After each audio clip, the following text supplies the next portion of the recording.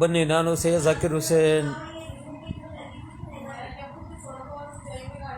ಈಗ ಇರಾನಿನ ಬಹುದೊಡ್ಡ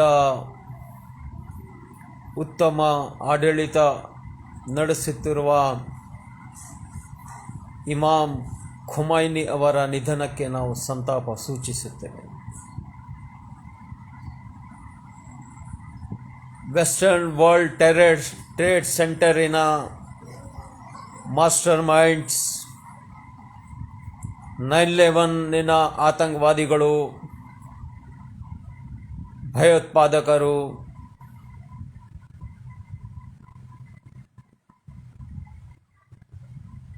ಹಮಾಸ್ ಹೂತಿಯ ದಾಳಿಯ ನಂತರ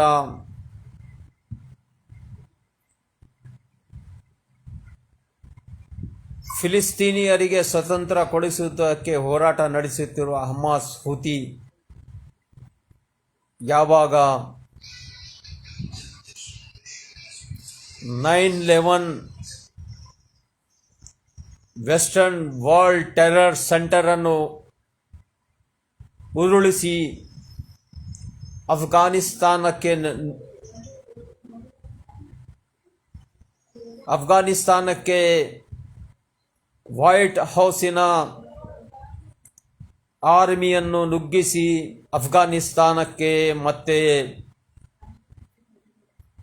ತಮ್ಮ ಹಿಡಿತದಲ್ಲಿ, ಇಸ್ರೇಲಿ ಆತಂಕವಾದಿಗಳ ಹಿಡಿತದಲ್ಲಿ ಇದ್ದ USA ಆರ್ಮಿಯನ್ನು ನುಗ್ಗಿಸಿ ಆ ದೇಶಕ್ಕೂ ಸಹ ಹಾನಿಯನ್ನು ಉಂಟು ಮಾಡಿದೆ. ಈಗ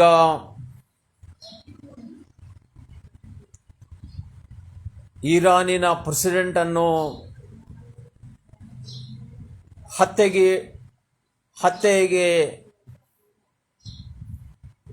ಹತ್ಯೆ ಮಾಡಿಸಿ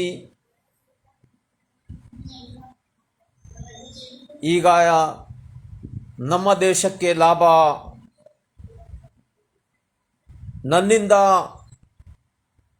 ಪೆಟ್ರೋಲ್, ನಾನು ಅತಿ ದೊಡ್ಡ ಭಯೋತ್ಪಾದಕನ ಕಂಪನಿಯನ್ನು ಹಾಕುತ್ತಿದ್ದೇನೆ, ನಾನು ಅತಿ ದೊಡ್ಡ ಭಯೋತ್ಪಾದಕ, ನನ್ನಿಂದ ನೀವು ಪೆಟ್ರೋಲ್ ಖರೀದಿ ಮಾಡಿ ಎಂದು ಸಂದೇಶ ರವಾನೆ ಮಾಡಿದ್ದಾರೆ. ಇಲ್ಲದಿದ್ದರೆ, ನಮ್ಮ ಮಾತು ನಂಬದಿದ್ದರೆ, ನಮ್ಮನ್ನು ನಾವು ಹೇಳಿದಂತೆ ಕೇಳದಿದ್ದರೆ, ಎರಡು ದೇಶದ ಮಧ್ಯದಲ್ಲಿ ನಾವು ಯುದ್ಧವನ್ನು ಮಾಡಿಸಬಹುದು. ಹೇಗೆ ಯುಕ್ರೇನ್ ಮತ್ತು ರಷ್ಯಾದ ಮಧ್ಯದಲ್ಲಿ ತಮ್ಮ ಆಯುಧ ಮಾರುಕಟ್ಟೆಯನ್ನು ನಿರ್ಮಾಣ ಮಾಡಿ, ಹೇಗೆ ಅಲ್ಲಿ ಎರಡು ದೇಶದ ಮಧ್ಯದಲ್ಲಿ ಈ ವೆಸ್ಟರ್ನ್ ವರ್ಲ್ಡ್ ಟ್ರೇಡ್ ಸೆಂಟರಿನ ಭಯೋತ್ಪಾದನೆಯ ಆಯುಧಗಳು ಎಷ್ಟು ಸಂಪತ್ತಿಯನ್ನು, ಎಷ್ಟು ಮಾನವ ಕುಲಗಳನ್ನು ಹತ್ಯೆ ಮಾಡುವಲ್ಲಿ ಯಶಸ್ವಿಯಾಗಿದ್ದಾರೆ, ಅದರಂತೆ ಇರಾನ್ ಸಹ ಮಾಡಿದೆ ಎಂದು ಅವರಿಗೆ ಹತ್ಯೆ ಮಾಡಿಸಿದ ವೆಸ್ಟರ್ನ್ ವರ್ಲ್ಡ್ ಟೆರರ್ ಸೆಂಟರಿನ ಮಾಸ್ಟರ್ ಮೈಂಡ್ಸ್ ಈ ಭಯೋತ್ಪಾದಕರ ಅವನತಿಯು ಇಮಾಮ್ ಖೊಮೈನಿ ಅವರ ಹೇಗೆ ಅಂತ್ಯವಾಗಿದೆ, ಅದರ ಹಾಗೆ ಇವರ ಅಂತ್ಯವೂ ಸಹ ಆಗುವ ಸಮಯ ಬರಬಹುದು. ಈ ಹಾದಿಯನ್ನು ಈ ಭಯೋತ್ಪಾದಕರು, ವಿಶ್ವದ ಅತಿ ದೊಡ್ಡ ಭಯೋತ್ಪಾದನೆ ಉತ್ಪತ್ತಿ ಮಾಡುವ ಇಸ್ರೇಲಿ ಯಹೂದಿ ಜಿಯೋನಿಸ್ಟ್ ಆತಂಕವಾದಿಗಳ ನಡಿಗೆಯಲ್ಲಿ ನಡೆದು ಮುಂದಿನ ಹಿಟ್ ಲಿಸ್ಟ್ನಲ್ಲಿ USA ಪ್ರೆಸಿಡೆಂಟ್ ಸಹ ಬರಬಹುದು. ನಮ್ಮ ದೇಶದ ಪ್ರಧಾನಿಯೂ ಸಹ ಹತ್ಯೆಗೀಡಾಗಬಹುದು. ಇಲ್ಲದಿದ್ದರೆ ಎರಡು ದೇಶದ ನಡುವೆ ಅಮೆರಿಕ ಹೇಳಿದಂತೆ ಇಸ್ರೇಲಿ ಜಿಯೋನಿಸ್ಟ್ ಭಯೋತ್ಪಾದಕರು ಹೇಳಿದಂತೆ ನಡೆಯದಿದ್ದರೆ, ತಮ್ಮ ದೇಶದಿಂದ ವ್ಯಾಪಾರ ವಹಿವಾಟು ಮಾಡದಿದ್ದರೆ, ತಮ್ಮ ರಕ್ಷಣೆಗೆ ಬಾರದಿದ್ದರೆ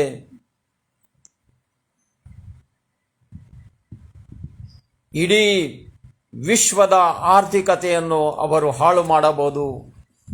ಹೇಗೆ ಗ್ರೀನ್ ಲ್ಯಾಂಡಿನ ವೆನೆಜುಲಾ ಪ್ರೆಸಿಡೆಂಟ್ ಅವರನ್ನು ಎತ್ತಿಕೊಂಡು ಬಂದಿದ್ದಾರೆ, ಅದರಂತೆ ಎತ್ತಿಕೊಂಡು ಯಾವುದೇ ಪ್ರಧಾನಿಗೆ ಆಗಲಿ ಪ್ರೆಸಿಡೆಂಟ್ಗೆ ಆಗಲಿ ಎತ್ತಿಕೊಂಡು ಹೋಗಬಹುದು.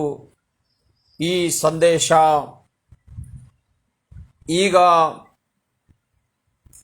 ಇವರನ್ನು ಸದೆ ಬಡಿಯಲು, ಇವರನ್ನು ಮಟ್ಟ ಹಾಕಲು ಚೈನಾ ಮತ್ತು ರಷ್ಯಾದ ಪುತಿನ್ ಅವರು ಸಹ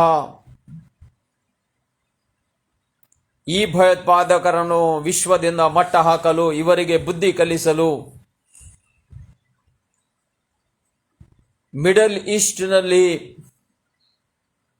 ಹೂತಿ, ಹಮಾಸ್ ಮತ್ತು ಇರಾನಿಗೆ ಆಯುಧಗಳನ್ನು ರವಾನೆ ಮಾಡಿದ್ದಾರೆ.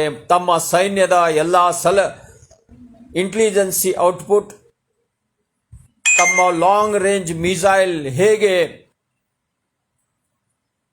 ತಯಾರು ಮಾಡಬೇಕು, ಯಾವ ಆಯುಧದಿಂದ ಇವರಿಗೆ ಮುಗಿಸಬೇಕು ಎಂದು ಹಾದಿ ತೋರಿಸುತ್ತಿದ್ದಾರೆ. ಈಗ ಹೇಗೆ ಖುಮೈನಿ ಇವರನ್ನು ಹಿಟ್ ಲಿಸ್ಟ್ನಲ್ಲಿ ಇಟ್ಟಿದ್ದರೋ, ಈಗ ಅದೇ ಥರ US ಪ್ರೆಸಿಡೆಂಟ್ಗಳು ಅವರ ಜೊತೆ 10 ಲೀಡರ್ಸ್ಗಳು ಸಹ ಈ ವಿಶ್ವದಲ್ಲಿ ಹತ್ಯೆಗೀಡಾಗಬಹುದು. ಮುಂದಿನ ರಿವೆಂಜಿನ ಈ ಭಯೋತ್ಪಾದನೆಯ ಗುಡಿಗೈಗಾರಿಕೆಯಲ್ಲಿ, ಇಂಡಸ್ಟ್ರಿಯಲ್ಲಿ ತಮ್ಮ ಮಾರುಕಟ್ಟೆಯನ್ನು ಸ್ಥಾಪಿಸುವಲ್ಲಿ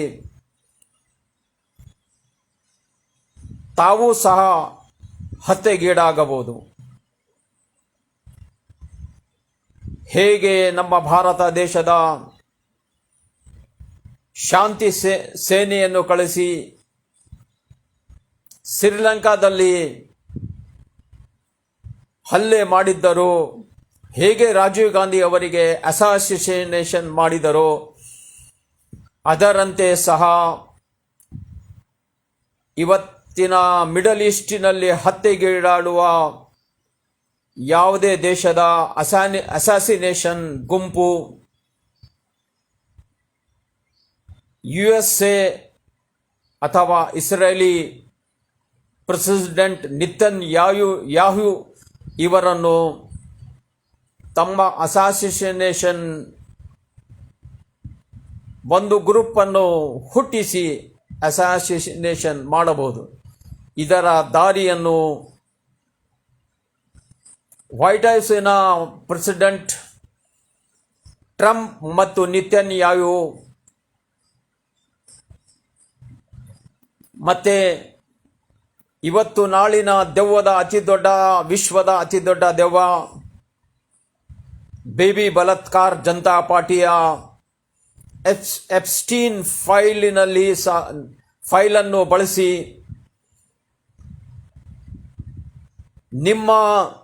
ನೀವು ನಮಗೆ ಸಹಾಯ ಮಾಡದಿದ್ದರೆ ನಿಮ್ಮ ನಗ್ನತೆಯನ್ನು, ನಿಮ್ಮ ವಿಡಿಯೋವನ್ನು, ನಿಮ್ಮ ಕುರ್ಚಿಯನ್ನು ಕಸಿದುಕೊಂಡು ನಿಮ್ಮನ್ನು ಕೆಳಗಿಳಿಸಲಾಗುವುದು ಎಂದು ಬ್ಲ್ಯಾಕ್ ಮೇಲ್ ಜನತಾ ಪಾರ್ಟಿಯು ಸಹ ಮಾಡುತ್ತಿದ್ದಾರೆ. ಈಗ ಮೋದಿ ಚಾಚಾ ಅವರಿಗೆ ಈ ಎಪ್ಸ್ಟೀನ್ ಫೈಲ್ದಿಂದ ಸ್ವತಂತ್ರ ಸಿಕ್ಕಿದೆ. ಈ ಭಯೋತ್ಪಾದಕರು ದಾಳಿಯಲ್ಲಿ ಸಿಲುಕಿದ್ದಾರೆ. ವೆಸ್ಟರ್ನ್ ವರ್ಲ್ಡ್ ಟೆರರ್ ಸೆಂಟೆನಿಯನ ನಿತ್ಯನೆಯಾಗೂ ಬಳಸುತ್ತಿದ್ದ ಭಯೋತ್ಪಾದಕರು ಎಲ್ಲಿಂದ ಜಸ್ಟಿಸ್ ಫೈಲಿನಲ್ಲಿ ನಮ್ಮ ದೇಶದ ಪ್ರಧಾನಿಯ ಹೆಸರನ್ನು ಸಹ ಬಯಲಿಗೆ ತಂದು ಅವರಿಗೆ ಮಾನ ಮರ್ಯಾದೆ ಕಳೆದು ಅವರು ಹೇಗೆ ನಗ್ನರಾಗಿದ್ದಾರೆ, ಅವರು ತಮ್ಮ ಬಟ್ಟೆ ಬರೆಯನ್ನು ಹೇಗೆ ಒಂದು ಬಾಲಕಿಯ ಜೊತೆ ಹೇಗೆ ಬಿಚ್ಚಿದ್ದಾರೆ ಎಂದು ತೋರಿಸುವ ಜಸ್ಟಿಸ್, ಬ್ಲ್ಯಾಕ್ ಮೇಲ್ ಜಸ್ಟಿಸ್ ಪಾರ್ಟಿಯಾಗಿದೆ. ಇಷ್ಟು ವರ್ಷ ಆ ಫೈಲ್ ಬಿಡುಗಡೆ ಮಾಡದೆ ಈಗ ಈ ಯುದ್ಧದ ಸಮಯದಲ್ಲಿ ಯಾಕೆ ಆ ಫೈಲಿನಲ್ಲಿ ಇದ್ದ ಲೀಡರ್ಸ್ಗಳನ್ನು ರಿಸೈನ್ ಮಾಡಿಸುತ್ತಿದ್ದಾರೆ. ತಮ್ಮ ಇಸ್ರೇಲಿ ರಾಷ್ಟ್ರವನ್ನು ರಕ್ಷಿಸಲು, ಇಸ್ರೇಲಿ ದೇಶಕ್ಕೆ ಉಳಿಸಲು, ತಮ್ಮ ಪರವಾಗಿ ನಿಲ್ಲಲು ಈ ಫೈಲ್ ಓಪನ್ ಕ್ಲೋಸ್ ಮಾಡಲು ಈ ದೆವ್ವಗಳು ಶ್ರಮಿಸುತ್ತಿದ್ದಾರೆ. ಇದಕ್ಕೆ ಮೇಲಿನವನು ಅಲ್ಲಾನ ಜಸ್ಟಿಸ್ ಇನ್ನೂ ಬಾಕಿ ಇದೆ. ಅವರ ಶಿಕ್ಷೆ ಈಗ ಇರಾನಿನ ಮೇಲೆ ದಾಳಿ ಮಾಡಿ ಈಗ ಎಪ್ಸ್ಟೀನ್ ಫೈಲಿನ ಶಿಕ್ಷೆ ಈಗ ಮೇಲಿನವನು ಏಕಲ್ಲಾ ಚೌಕಿದಾರ್.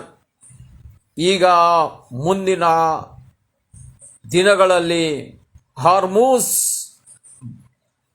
ವಿಶ್ವದ ಅತಿ ದೊಡ್ಡ ವ್ಯಾಪಾರದ ಒಂದು ದಾರಿಯನ್ನು ಮುಚ್ಚಿಸಿ ಅದರಿಂದ ಯಾವುದೇ ಉದ್ಯೋಗ ಅವಕಾಶದ ಸರಕು ಸಾಗಾಟು ವಹಿವಾಟು ತಮ್ಮ ಇರಾನಿನ ಸಮುದ್ರದ ಹಾದಿ ತುಳಿಯದೆ ಹೋಗುವುದಕ್ಕೆ ಅವಕಾಶ ನೀಡುತ್ತಿಲ್ಲ. ಇದು ಎಪ್ಸ್ಟೀನ್ ಫೈಲಿನ ಒಂದು ಶಿಕ್ಷೆಯಾಗಿದೆ. ಅಲ್ಲಾನ ಜಸ್ಟಿಸ್ದಿಂದ ಈಗ ಶಿಕ್ಷೆಯನ್ನು ಈ ಹಾದಿಯಿಂದ ಎಲ್ಲರಿಗೂ, ಎಲ್ಲ ಮಾನವತೆಗೂ ಶಿಕ್ಷೆಗೆ ಗುರಿಯಾಗುವಂತೆ ಅಲ್ಲಾಹನು ಎಕ್ಸ್ಪೋಸ್ ಮಾಡುತ್ತಿದ್ದಾನೆ. ಹಾದಿಯನ್ನು ಅಲ್ಲಾಹನು ಸೃಷ್ಟಿ ಮಾಡಿಕೊಟ್ಟಿದ್ದಾನೆ. ಈ ಭಯೋತ್ಪಾದಕರ ಅಂತಿಮ ನಮನ. ಇವರು ಆ ಸಮುದ್ರದ ಡ್ರಮ್ಮಿನಲ್ಲಿ ಸಿಕ್ಕಿ ಹಾಕಿಕೊಂಡು ಗೋಳಾಡಿ ನೆರಳಾಡಿ ತಮ್ಮ ದೇಶದ ಆರ್ಥಿಕತೆಯನ್ನು ಹದಗೆಡಿಸಿ ಇಡೀ ವಿಶ್ವಕ್ಕೆ ಮಾರಕವಾಗಿದ್ದಾರೆ. ವಿಶ್ವದ ಅತಿ ದೊಡ್ಡ ವೆಸ್ಟರ್ನ್ ವರ್ಲ್ಡ್ ಟೆರರ್ ಸೆಂಟರಿನ 9/11 ಆತಂಕವಾದಿಗಳು ಈಗ ಹತ್ಯೆಯಾಗುವ ಸಂಭವವಿದೆ. ಅವರಿಗೆ ಉರುಳಿಸುವ, ಅವರಿಗೆ ಮುಗಿಸುವ ದಾರಿಯನ್ನು ಮೇಲಿನವನು ತೋರಿಸುತ್ತಾನೆ. ಆ ಮಿಡಲ್ ಈಸ್ಟ್ ಸಮುದ್ರದಲ್ಲಿ ಖತರಿನ ಬೇಸಿನಲ್ಲಿ ಸೌದಿಯಾ ಮತ್ತು ಇತರ ಕೋವೇತ್ ಆಗಲಿ, ಬಹ್ರೇನ್ ಆಗಲಿ ಮತ್ತು ಜೋರ್ಡಾನ್ ಆಗಲಿ ಅದರ ಭೂಮಿಯಲ್ಲಿ, ಅದರ ಸಮುದ್ರದ ಅಡಿಯಲ್ಲಿ ಈ ಭಯೋತ್ಪಾದಕರು ಸರ್ವನಾಶವಾಗಲಿ. ಈ ಭಯೋತ್ಪಾದನೆ ಮುಗಿಯಲಿ ಎಂದು ನಾವು 1 ವರ್ಷ ಹಿಂದೆ ಜಿದ್ದಾದಿಂದ ಮಕ್ಕಾ ಉಮ್ರಾಗೆ ಹೋಗುವ 30 ಕಲಬುರಗಿ ಡಿಸ್ಟಿಕ್ನ ಯಾತ್ರಿಕರು ಒಂದು ಬಹು ದೊಡ್ಡ ಅತಿ ಉತ್ತಮ ಉಮ್ರಾ ಯಾತ್ರೆ, ಅಲ್ಲಾನಲ್ಲಿ ಬೇಡಿಕೆ ಇಡುವ ಒಂದು ಯಾತ್ರೆಯಲ್ಲಿ ಉಮ್ರಾದ ಯಾತ್ರೆಯಲ್ಲಿ ನಾನು ಸೈಯದ್ ಜಾಕಿರ್ ಹುಸೇನ್ JDSದಿಂದ ಅಲ್ಲಾನ ಯಾತ್ರೆಯಲ್ಲಿ, ಅಲ್ಲಾಹನಿಗೆ ತೃಪ್ತಿಪಡಿಸುವ ಯಾತ್ರೆಯಲ್ಲಿ ಈ ದೇಶದಲ್ಲಿ ತಮ್ಮ ರಾಜನೀತಿಗಾಗಿ, ಸಿಎಂ ಪಿಎಂಗಾಗಿ ಭಯೋತ್ಪಾದಕರನ್ನು ಹುಟ್ಟಿಸಿ ಅವರನ್ನು ಬೆಳೆಸಿ ಉಳಿಸಿ ಅವರಿಗೂ ಸಹ ಸರ್ವನಾಶ ಮಾಡಲಿ ಎಂದು ನಾವು ಪ್ರಾರ್ಥಿಸಲು ಆ 30 ಯಾತ್ರಿಕರನ್ನು ಕಲಿಸಲು ನೀವು ಈ ಥರ ಪ್ರಾರ್ಥನೆ ಮಾಡಿ ತಮ್ಮ ಉಮ್ರಾದ ಯಾತ್ರೆಯಲ್ಲಿ ಮುಸ್ಕಾನ್ ಟ್ರಾವೆಲ್ಸ್ ಕಲಬುರ್ಗಿದಿಂದ 30 ಯಾತ್ರಿಕರನ್ನು ಒಳಗೊಂಡ ಒಂದು ಬಸ್ಸಿನಲ್ಲಿ ಸೌಂಡ್ ಸಿಸ್ಟಮ್, ಮೈಕ್, ನಮ್ಮ ಅಮೀರೆ ಜಮಾತ್ ಅನ್ಸಾರಿ ಸಾಹಬ್ ಅಲಂದ್ ಅವರು ನನಗೆ ನೀವು ಸಹ ನಿಮ್ಮ ದುವಾ ಮತ್ತು ನಿಮ್ಮ ಅನಿಸಿಕೆಗಳನ್ನು ಇಡೀ ಈ ಯಾತ್ರಿಕರನ್ನು ಶಾಂತಿ ಸಂದೇಶ, ಮೇಲಿನವನು ಶಾಂತಿ ನೆಮ್ಮದಿ ಈ ವಿಶ್ವದಲ್ಲಿ ತರಲಿ ಎಂದು ಪ್ರಾರ್ಥಿಸಲು ನೀವು ಸಹ ನಿಮ್ಮ ಮನಸ್ಸಿನ ಮಾತುಗಳನ್ನು ಅಲ್ಲಾಹನಿಗೆ ಅಂಜಿ ಅಲ್ಲಾಹನ ಯಾತ್ರೆಯಲ್ಲಿ ಅಲ್ಲಾಹನಿಗೆ ತೃಪ್ತಿಪಡಿಸಲು ಹೇಗೆ ಅಲ್ಲಾಹನ ಬಳಿ ಪ್ರಾರ್ಥನೆ ಮಾಡಬೇಕು, ಇದನ್ನು ನಾನು ನಮ್ಮ ಕಲಬುರಗಿ ಜಿಲ್ಲೆಯ ಯಾತ್ರಿಕರಿಗೆ ಕಲಿಸಿ ಈ ದೊಡ್ಡ ಭಯೋತ್ಪಾದನೆಯ ಪಿಡುಗು ಈ ದೇಶದಲ್ಲಿ ಆಗಲಿ, ಮಿಡಲ್ ಈಸ್ಟಿನ ಸಮುದ್ರದಲ್ಲಿ ಆ ದೇಶದ ನೆಲೆಯಲ್ಲಿ ಸರ್ವನಾಶವಾಗಲಿ ಎಂದು ನಾವು ಪ್ರಾರ್ಥಿಸಿದ್ದೇವೆ. ಅದಕ್ಕಾಗಿ ನಾನು ಈ ರಂಜಾನ್, ಅಲ್ಲಾಹು ಅಕ್ಬರ್, ಈಗ ಅಸರ್ ನಮಾಜಿನ 4 ಗಂಟೆಯ ಅಜಾನ್ ಆಗುತ್ತಿದೆ. ಅಲ್ಲಾಹು ಅಕ್ಬರ್, ಅಲ್ಲಾ ಅತಿ ದೊಡ್ಡವನಿದ್ದಾನೆ, ಅವನದೇ ಆಡಳಿತವಿದೆ, ಅವನೇ ಶಾಂತಿ ನೆಮ್ಮದಿಗಾಗಿ ನಮ್ಮನ್ನು ಬಳಸಿಕೊಳ್ಳುತ್ತಾನೆ. ನಮ್ಮಿಂದಲೇ, ತಮ್ಮ ಇಸ್ಲಾಂ ಧರ್ಮದಿಂದಲೇ ಈ ವಿಶ್ವಕ್ಕೆ ಪೀಸ್ ರೋಡ್ ಮ್ಯಾಪ್ ಅಲ್ಲಾಹನೇ ತೋರಿಸುತ್ತಾನೆ. ಅದಕ್ಕಾಗಿ ನಾನು ಸೈಯದ್ ಜಾಕಿರ್ ಹುಸೇನ್ ನಮ್ಮ ದುಃಖದ ಮಡುವಿನಲ್ಲಿ ಮುಳುಗಿದ ಈ ವಿಶ್ವದ ಇಮಾಮ್ ಖುಮಾನಿ ಅವರ ಹತ್ಯೆ, ಈ ಭಯೋತ್ಪಾದಕರ ವರ್ಲ್ಡ್ ಟ್ರೇಡ್ ಟೆರರ್ ಸೆಂಟರಿನ ಭಯೋತ್ಪಾದನೆಯ ಹತ್ಯೆಯಲ್ಲಿ ಇವರು ಹತ್ಯೆ ಆಗಿದ್ದಾರೆ. ಈ ಭಯೋತ್ಪಾದನೆ ಯಾವುದೇ ಮಾನವತೆಯನ್ನು, ಫಿಲಿಸ್ತೀನ್ ದೇಶಕ್ಕೆ ಸ್ವತಂತ್ರ ಕೊಡದೇ ಇದ್ದದ್ದಕ್ಕೆ ಇವತ್ತು ಅಲ್ಲಾಹನು ಈ ದಾರಿಗೆ ತಳ್ಳಿದ್ದಾನೆ.